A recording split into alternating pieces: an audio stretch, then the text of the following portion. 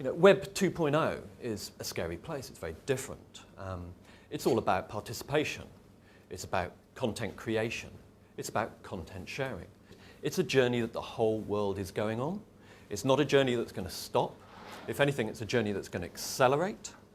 And to be fair, pharma is currently lagging behind. We often hear about the fact it's regulations that are holding us back, but you've got to bear in mind that the regulations that we're working within weren't written with Web 2.0 in mind. In fact, they were written before Web 2.0 even existed. And there's a lot of pressure and talk about getting them changed. But actually, when you look at it, you can see that there are some pioneers out there, and I'm sure there are some in the room here today, who've actually gone out there and effectively put campaigns into place using social media. So my view is it's not really regulations that are holding you back.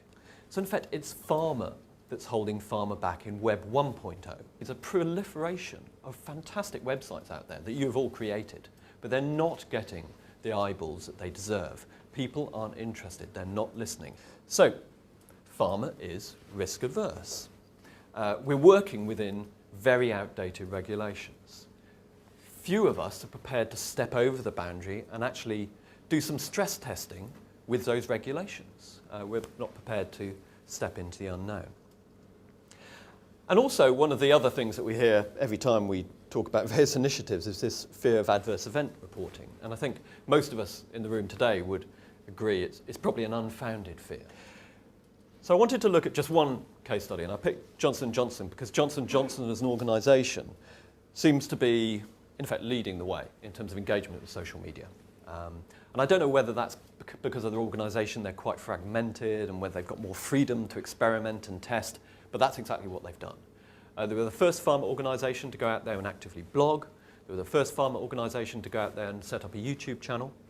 And also, this isn't cutting edge, but it's quite interesting. A couple of years ago, they bought children with diabetes. And the reason they actually invested money and bought this community is that this is where their audience were. This is where their patients were. This is where the healthcare professionals were. Set up in 1979, it dominates the space.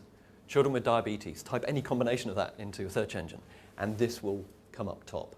Half of the traffic to this site comes from search. And the reason for that is the depth of content that sits there, and it's user-generated content. That's a brave thing for a pharma company to go in and buy a community like this. And you can see it's not J&J branded. There's no branding on here at all. In fact, they take competitive advertising. It's very open. And if you actually look back a couple of years as to when they make the purchase, the community that was engaged in children with diabetes were very supportive and encouraging of this patient group, in effect, selling out to a pharma company because they felt it would actually give the patient group opportunity to expand, as it has done into other markets since J&J got involved. But of course, for a company like J&J entering into this arena, it does come with responsibilities and risks. They've actively said they're not going to change the way it works.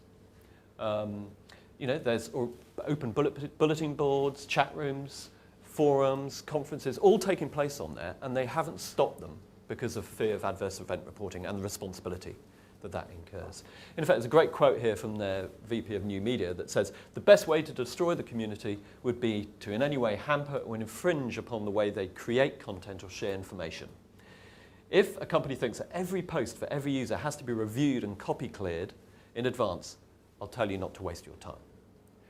But because they let it run, they had to invest a sizable amount of money to make sure all the checks and balances were in place.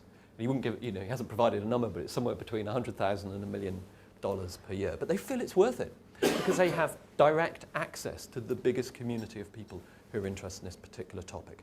Access to embed their messages, to learn about learn about their audiences, to conduct research. Really interesting, but a very simple thing that they've actually understood, that rather than creating a new asset and encouraging people to come to their new asset, they've gone and engaged with the existing asset that already has the audience and the community.